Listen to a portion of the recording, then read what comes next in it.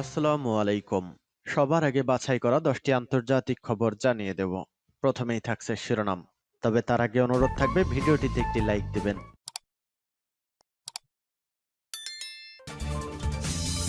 পুরোদমে ইসরায়েল ফিলিস্তিন যুদ্ধ চলছে, জানিয়ে দেব আমাদের হাতে থাকা সর্বশেষ গুরুত্বপূর্ণ আপডেট আন্তর্জাতিক সংবাদ। গাজা সীমান্তের সকল ভবন গুড়িয়ে দিচ্ছে ইসরায়েল। এরপর জানিয়ে দেব ইসরায়েলি হামলায় ইরানের বিপ্লবী গার্ড বাহিনীর 2 সদস্য নিহত। আরো জানিয়ে দেব একদিনে গাজার 400 স্থাপনায় ইসরায়েলের হামলা। এদিকে মোসাদের দলকে ফিরে আসার নির্দেশ ইসরায়েলের। সর্বশেষ জানিয়ে দেব হামাসের ঘাঁটি দুর্ভেদ্য এবার যুক্তরাষ্ট্রে দেওয়া বাংকার বাস্টার ফেলছে ইসরায়েল। শুনছিলেন সংবাদ শিরোনাম, এখন বিস্তারিত। তবে তার আগে অনুরোধ থাকবে ভিডিওটিতে একটি লাইক এবং কমেন্টস করে জানিয়ে দিন আজকের এই ভিডিও সম্পর্কে আপনার মূল্যবান মতামত। গাজা সীমান্তের সকল ভবন গুড়িয়ে দিচ্ছে ইসরায়েল। গাজা সীমান্তের সকল ভবন গুড়িয়ে দিচ্ছে ইসরায়েল। এবার যুদ্ধবিরতির পর শুরু হওয়া আক্রমণে বিশেষ লক্ষ্যকে সামনে রেখেই হামলা চালিয়ে যাচ্ছে ইসরায়েল। আগের হামলায় পুরো গাজা উপত্যকায় ইসরায়েলি বাহিনীর টার্গেট হলেও এবার আরো বিধ্বংসী হচ্ছে তাদের হামলা। শুক্রবার শেষ রাতে মিশরীয় সীমান্তের একটি আবাসিক ভবন গুড়িয়ে দিয়েছে। এতে 6 ফিলিস্তিনি নিহত হয়েছে বলে জানা গেছে। এছাড়া আহত হয়েছে আরো কয়েকজন। এদিকে পূর্বাঞ্চলীয় খান ইউনুসে 2 ঘন্টারও বেশি সময় ধরে হামলা চলছে। আল জাজিরার খবরে বলা হয়েছে খান ইউনুস অঞ্চলের পূর্ব এলাকাগুলোতে ইসরায়েলি বিস্ফোরণ শোনা যাচ্ছে।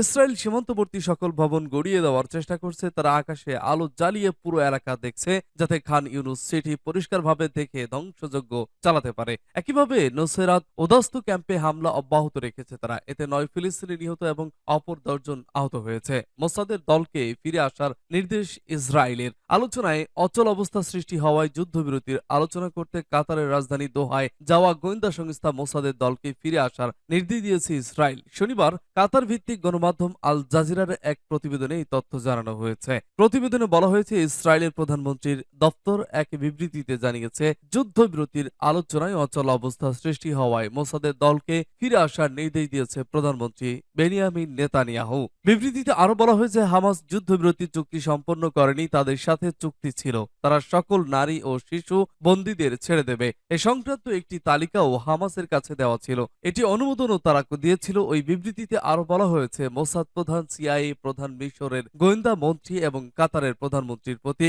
ধন্যবাদ জানিয়েছেন, যাদের অসাধারণ প্রচেষ্টায় গাজা উপত্যকা থেকে 84 ইসরায়েলি নারী ও শিশু এবং 24 জন বিদেশি নাগরিক মুক্তি পেয়েছেন। এর আগে শনিবারই আন্তর্জাতিক সংবাদ মাধ্যমগুলো জানিয়েছিল হামাস ও ইসরায়েলের মধ্যে নতুন যুদ্ধবিরতির আলোচনা করতে কাতারে যাচ্ছে মোসাদের একটি দল। কিন্তু এর কয়েক ঘন্টার মধ্যেই মোসাদের সদস্যদের ফিরে আসার নির্দেশনা দেওয়া হয়েছে।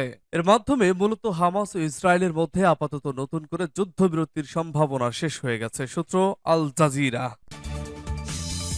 ইসরায়েলি হামলায় ইরানের বিপ্লবী গার্ড বাহিনীর 2 সদস্য নিহত। সিরিয়ায় ইসরায়েলি বাহিনীর হামলায় ইরানের 2 জন সামরিক উপদেষ্টা নিহত হয়েছেন। সিরীয় সরকারের আনুষ্ঠানিক আমন্ত্রণে সেদেশে সেনা পাঠিয়েছে ইরান। ইরানের ইসলামী বিপ্লবী গার্ড বাহিনী আজ শনিবার এক বিবৃতিতে বলেছে, মার্কিন ও ইউরোপের কয়েকটি সরকারের প্রকাশ্য মদদে গাজায় যখন ইসরায়েল ব্যাপক নৃশংসতা চালাচ্ছে এবং হাজার হাজার ফিলিস্তিনি বিশেষ করে নারী ও শিশুকে নির্বিচারে হত্যা করছে, ঠিক তখনই ইসরায়েলি বাহিনীর হামলায় সিরিয়ায় প্রতিরোধ ফ্রন্টের সামরিক উপদেষ্টা হিসেবে কর্মরত অবস্থায় আইআরজিসির 2 সেনা শাহাদাত বরণ করেছেন। বিবৃতিতে আরো বলা হয়, নিহত 2 সামরিক উপদেষ্টার নাম হচ্ছে মোহাম্মদ আলী আতাই সুরচে ও পানাহ তাকিজাদে। সিরিয়ায় মার্কিন ও ইসরায়েলি মদতপুষ্ট দায়েশ বা আইএস সহ তাকফিরি সন্ত্রাসী গোষ্ঠীগুলোকে মোকাবেলার জন্য গত কয়েক বছর ধরে সেদেশে মোতায়েন রয়েছে ইরানের একদল সামরিক উপদেষ্টা। ইরানের একটি সূত্র বলছে, আইআরজিসির এই 2 সদস্য সিরিয়ায় ইসরায়েলের গতকালের হামলায় শাহাদত বরণ করেছেন। সূত্র পার্স টুডে ও রয়টার্স। একদিনে গাজার 400 স্থাপনায় ইসরায়েলের হামলা। গাজায় যুদ্ধবিরতির মেয়াদ শেষ হয়েছে গতকাল। এরপর গাজায় পুনরায় হামলা শুরু করেছে ইসরায়েল। যুদ্ধবিরতির পর প্রথম দিনে গাজার 400 স্থাপনায় হামলার দাবি করেছে দেশটি। শনিবার সিএনএন এর এক প্রতিবেদনে এ তথ্য জানানো হয়েছে। ইসরায়েলের প্রতিরক্ষা বাহিনী জানিয়েছে, দীর্ঘ যুদ্ধবিরতির পর গাজায় পুনরায় হামলা শুরু হয়েছে। গত 24 ঘন্টায় গাজার 400 স্থাপনায় হামলা করা হয়েছে।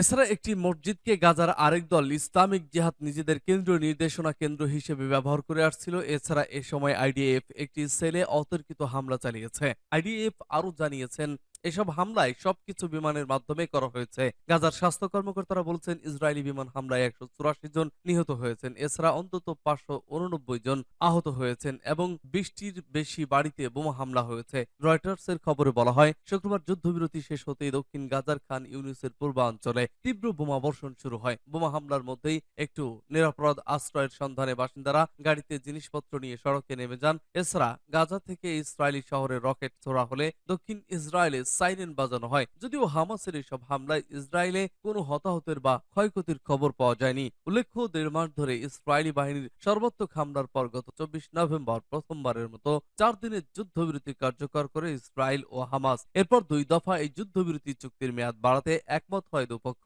তবে শুক্রবার সকাল 7টায় যুদ্ধবিরতির মেয়াদ শেষ হলেও চুক্তি বাড়ানো নিয়ে ঘোষণা দেয়নি কোনো পক্ষই।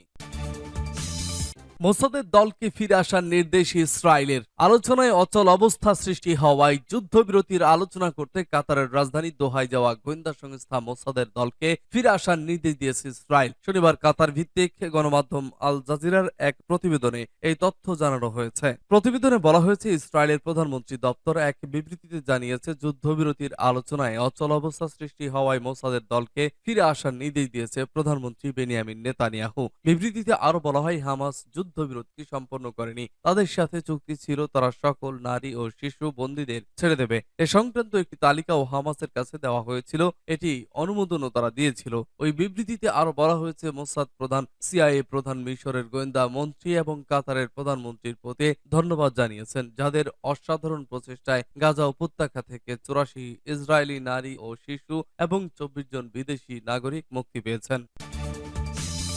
হামাসের ঘাঁটি দুর্ভেদ্য, এবার যুক্তরাষ্ট্রের দেওয়া বাংকার ব্লাস্টার ফেলছে ইসরায়েল। এক সপ্তাহ যুদ্ধবিরতির পর শুক্রবার থেকে আবার হামাসের বিরুদ্ধে সামরিক অভিযান শুরু করেছে ইসরায়েল। প্রায় 2 মাস ধরে চলা এই যুদ্ধে হামাসের বিরুদ্ধে নানা ধরনের মারণাস্ত্র প্রয়োগ করেছে ইসরায়েল। তবে এবার ইসরায়েলের বিরুদ্ধে বাংকার ব্লাস্টার বোমা ব্যবহারের অভিযোগ উঠল। গাজায় হামাসের শক্ত ঘাঁটিগুলোকে গুড়িয়ে দিতে এই বোমা ব্যবহার করছে বলে দাবি হামাসের। বেশ কয়েকটি রিপোর্ট অনুযায়ী এই যুদ্ধে ইসরায়েলকে নানা রকম সামরিক অস্ত্র সরবরাহ করে সাহায্য করছে আমেরিকা। হামাসের বিরুদ্ধে লড়াইয়ের জন্য সম্প্রতি ইসরায়েলকে 15,000 বোমা, 57,000 গোলা সরবরাহ করেছে আমেরিকা।